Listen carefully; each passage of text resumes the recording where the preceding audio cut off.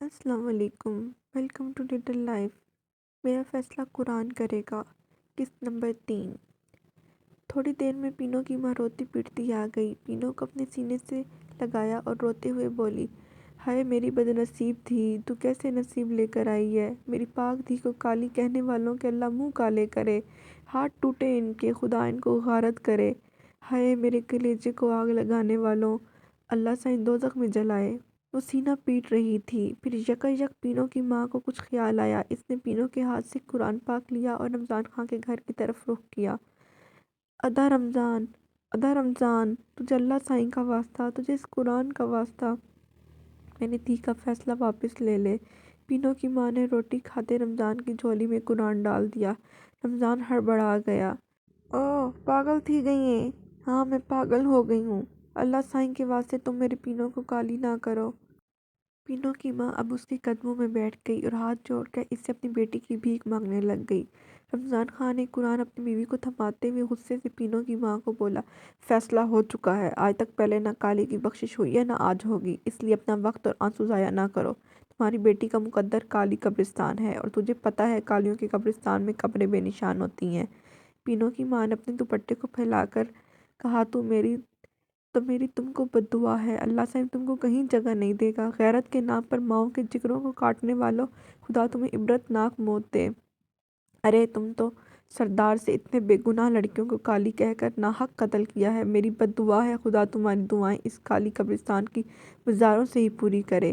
دیکھ لینا رمضان خان، جس قرآن کو تو لٹا رہا ہے اسی قرآن کی تم پر مار ہوگی۔ رمضان خان پر پینو کی ماں کے آنسوؤں نے کچھ اثر کیا اور نہ ہی بد دعاؤں نے ڈرایا، بلکہ رمضان خان رمضان کا مہینہ شروع ہونے سے پہلے ہی پینو کا کام تمام کرنا چاہتا تھا اور چند دن بعد ہی چاند چڑھنا تھا۔ گاؤں کے لوگ عام دنوں میں مسجد کا رخ کم ہی کرتے ہیں، لیکن رمضان کے مہینے میں ساری نمازیں مسجد میں پڑھنے کی کوشش کرتے، ورنہ تو مسجد میں صرف اذان دی جاتی اور پھر جمعے کے دن رمضان کے مہینے میں روزے رکھے جاتے اور امام مسجد کا بھی اہتمام کیا جاتا۔ مسجد کا حدود اربع کچھ یوں تھا کہ مسجد کے ارد گرد کھیت تھے اور تھوڑے سے ہی فاصلے پر آم کے باغات تھے۔ مسجد کے بائیں طرف گاؤں کی بستی تھی اور مسجد کے ساتھ ہی ایک پرانا اور بڑا سا کنواں تھا جو کھیتوں کو سیراب کرتا ہے۔ یہ چھوٹی سی مسجد کچھ اینٹوں اور گارے سے بنی تھی اور اس کی چار دیواری اس گاؤں کے طرز تعمیر کے مطابق 2 فٹ کی تھی اور نمازیوں کے لیے بچھائی گئی صفیں کھجور کے پتوں سے بنائی گئی تھیں، جو کہ جگہ جگہ سے پھٹی ہونے کے سبب اپنی عمر کا پتہ بتاتی تھیں۔ مسجد کے اندر چند صفیں تھیں جن پر سپارے اور چند شہید شدہ اوراق پر مبنی قرآن پاک بہت سے کپڑوں میں لپیٹے ہوئے تھے۔ گاؤں کے لوگ کم ہی جانتے تھے کہ اس میں کیا لکھا ہے اور جو ان کو بتایا جاتا وہ یا تو ناکافی ہوتا یا پھر زیادہ تر من گھڑت ہوتا۔ مسجد کا امام سردار کی پسند کا ہی لایا جاتا، جو کہ صرف رمضان کے مہینے میں ہی آتا۔ گاؤں کے بچے قرآن پڑھنے کے لیے ایک نابینا عورت کے پاس جاتے ہیں جس نے بچپن میں قرآن حفظ کیا تھا۔ ان دنوں گاؤں کا سردار ایک نیک اور رحم دل انسان تھا، لہٰذا مسجد بھی آباد تھی اور اس دور کے بچوں کو قرآن پڑھنے کا موقع بھی ملا۔ بعد میں بیمار ہونے پر اس کے بیٹے نے سرداری کے لالچ میں آ کر اپنے باپ کو شہد میں چھپکلی کا زہر ملا کر کھلایا اور یوں سردار کے اس دنیا سے جانے کے ساتھ ساتھ ہی گاؤں کی مسجد میں قرآن پڑھتی بچوں کی آوازیں بھی بند ہو گئیں۔ لیکن رمضان کے مہینے میں کوئی قوت تھی جو لوگ مسجد کا رخ کرتے۔ سخت سے سخت لوگوں کے بھی روزے رکھتے ہی دل نرم پڑ جاتے اور سردار کا حکم تھا کہ پینو کی زندگی کا صفحہ اس سے پہلے ہی پھاڑ دیا جائے، اور ویسے بھی اس دفعہ اس نے کاری کی سزا ایسی منتخب کی تھی جو پرانی تمام سزاؤں سے ذرا مختلف تھی۔ تمام تیاریاں مکمل تھیں اور تمام چالیں بھی۔ سردار کے ڈیرے پر سارے واقعے کا پلان تیار کیا گیا۔ اب سردار اور رمضان کے لیے بالی کے علاوہ اور کوئی رکاوٹ نہیں تھی۔ بالی اور پینو کے باپ کو بیٹوں کے لیے یہ قربانی دینی تھی، ورنہ وہ جانتے تھے کہ پینو تو ویسے بھی نہیں بچے گی، لیکن اس کو بچانے کے چکر میں وہ زندہ رہتے تو بے غیرتی کے ٹائٹل کے ساتھ، جو کہ موت سے بھی بڑی سزا تھی، اور اگر مار دیے جاتے تو ان کے لیے بے غیرتوں کا قبرستان نام کا قبرستان بنایا جاتا، جیسے کہ کالی قبرستان نام کا قبرستان کالیوں کے لیے تھا۔ اور وہ جانتے تھے کہ کالیوں کے قبرستان میں ویران ہوتا ہے جہاں صرف آوارہ کتے رہتے ہیں اور گاؤں کا فضلہ پھینکا جاتا ہے، اور خود کو وہاں پانے کا احساس ہی ان کے رونگٹے کھڑے کر دیتا اور پھر پینو کی محبت اسی احساس کے ساتھ ہی دم توڑ جاتی۔ لہٰذا بہت سی رازداری کے ساتھ پلان ترتیب دیا گیا اور رات کے پچھلے پہر پینو کو اٹھانا تھا۔ اللہ وسعہ اور رستم کو غیرت کے جذبے کو زندہ رکھنے کے لیے زبردستی اس میں شامل کیا گیا، ورنہ تو سردار کے پاس غیرتی اور بہادر نوجوانوں کی کمی نہیں تھی، جن کے کالیوں کو ذبح کرتے ہوئے نہ تو ہاتھ کانپتے تھے اور نہ ہی دل، بلکہ پگ بڑھنے سے قد میں اضافہ ہوتا اور گردن اونچی ہونے سے چھاتی اور چوڑی ہو جاتی۔ ہاں بھائی، کون کون کام تمام کرے گا کالی کا، پتہ ہے نا سب کو؟ سردار نے مونچھوں کو تاؤ دیتے ہوئے رمضان کی طرف دیکھا۔ ہاں سائیں وڈا، میرے ساتھ اللہ وسایہ رستم رب نواز ہے اور کچھ دوسرے لڑکے جو بالی کو کنٹرول کریں گے۔ اللہ سائیں کرے گا تو یہ فرض آج رات ادا کر دیں گے۔ رمضان نے سردار کو اپنے پلان سے آگاہ کرتے ہوئے کہا۔ تو پولیسوں کی فکر نہ کرنا، ادھر ساری تیاری ہو گئی ہے۔ جب گواہی کوئی نہیں دے گا تو کیس ویسے بھی ختم ہو جائے گا اور عزت کے نام پر قتل کی سزا ہی کوئی نہیں۔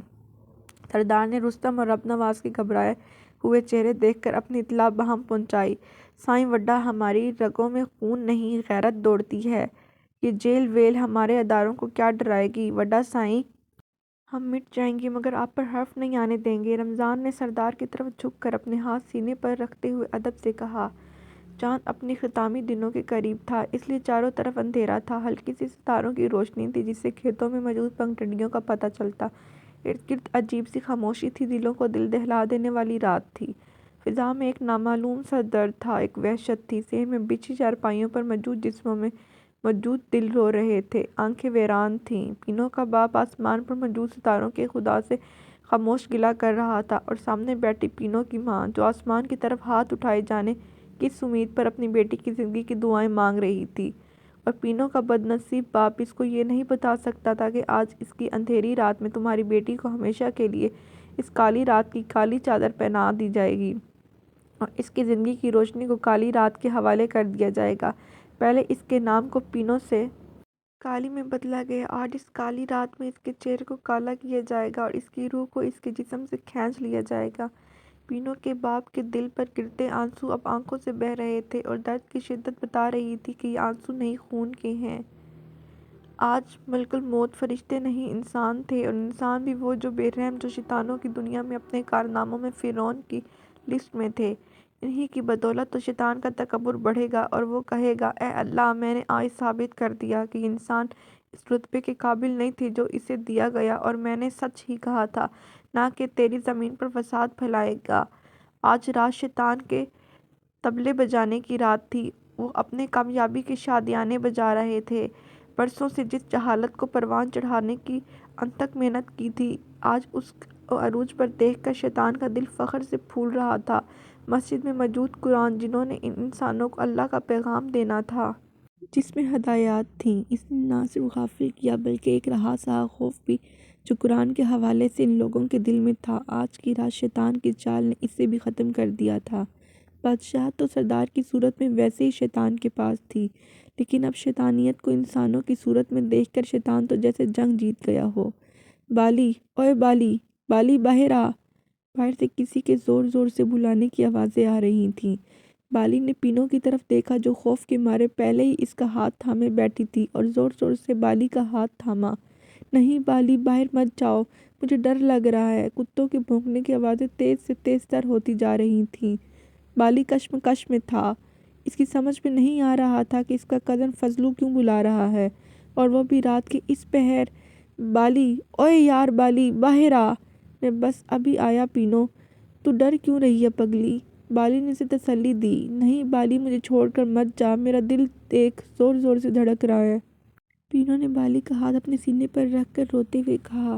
باہر فضلو مسلسل آوازیں دے رہا تھا۔ بالی نے اس کا ہاتھ اپنے ہاتھ پر لے کر تھپ تھپایا اور پھر اس کے ہاتھ کو بوسہ دیتے ہوئے کہا، پینو، میں بس فضلو کی بات سن کر آ رہا ہوں۔ بالی باہر کی طرف بڑھا۔ کتوں کے بھونکنے کی آوازیں اس اندھیری رات کی وحشت کو اور بڑھا رہی تھیں، اور پینو گھٹنوں میں سر دیے ایک انجانے خوف سے کانپ رہی تھی۔ کیا ہوا فضلو، کیوں شور مچا رہا ہے؟ اوئے، تمہاری بھینس چور لے کر جا رہے تھے، میری آج پانی کی باری تھی، میں نے دیکھا تو تجھے بلانے آ گیا۔ چل، زیادہ دور نہیں گئے ہوں گے جب تک بالی کا باپ بھی باہر آ گیا۔ فضلو کی بات سن کر اس نے بالی کو چوروں کے پیچھے جانے کو کہا۔ بالی اللہ وسایہ ساتھ والے گاؤں میں شادی پر گیا ہوا ہے، اے پتر تو ہی بھاگ جا دیکھ۔ بالی کے باپ نے منت کی۔ اچھا، کس طرف کو گئے ہیں وہ بھینس چور؟ فضلو نے دور گنوں کے کھیتوں کی اس پار ٹارچ دے کر اشارہ کیا۔ بالی کے پاس وقت نہیں تھا، وہ تیزی سے گنے کے کھیتوں کی جانب بھاگا۔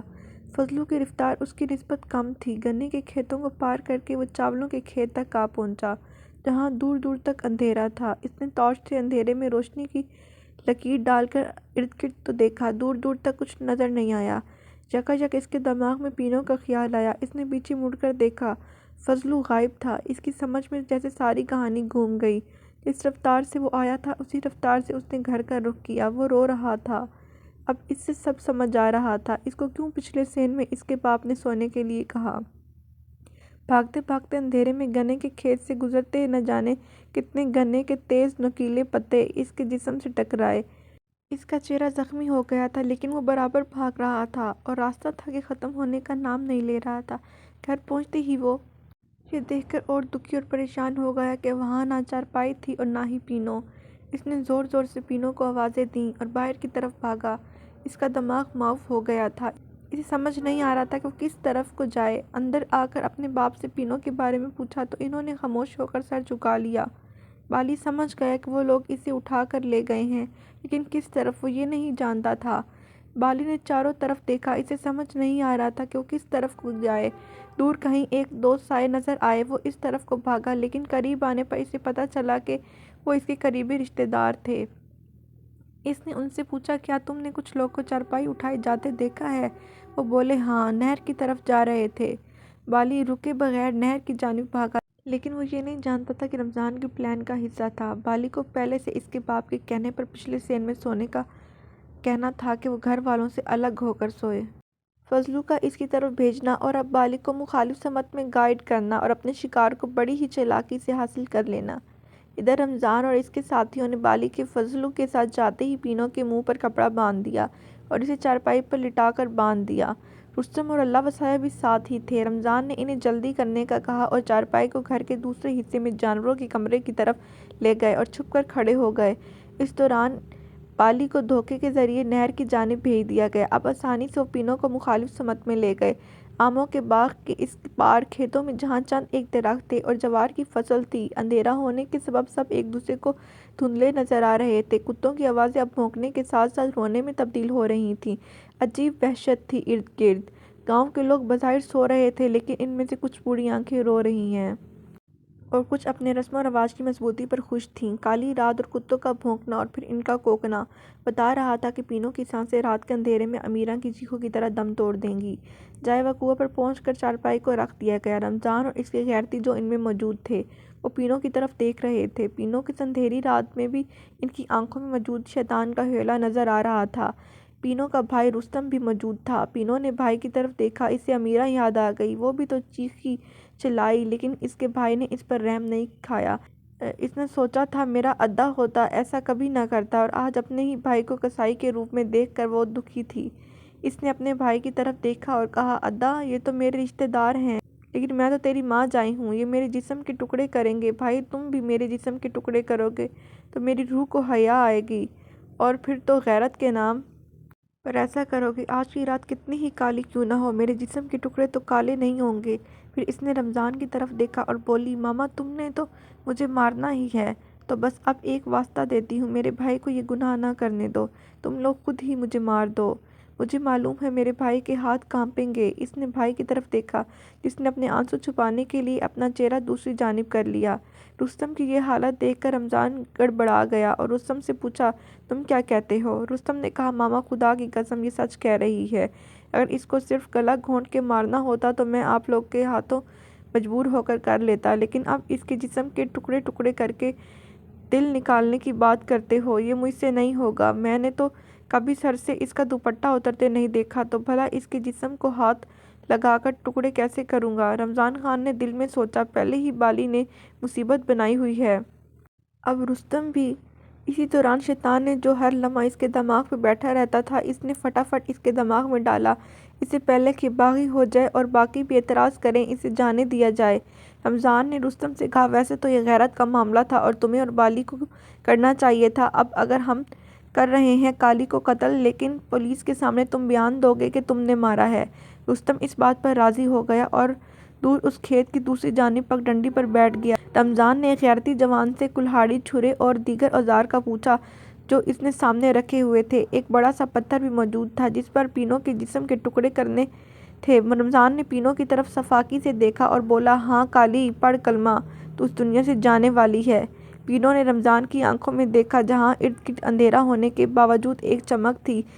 اسے اس کی آنکھوں میں رمضان کی بیوی، بہن اور نہ جانے خاندان کی کتنی اور عورتیں نظر آ رہی تھیں۔ اور کتنی عورتوں کا خون نظر آیا، جن میں اب پینو کا خون بھی شامل ہونے جا رہا تھا۔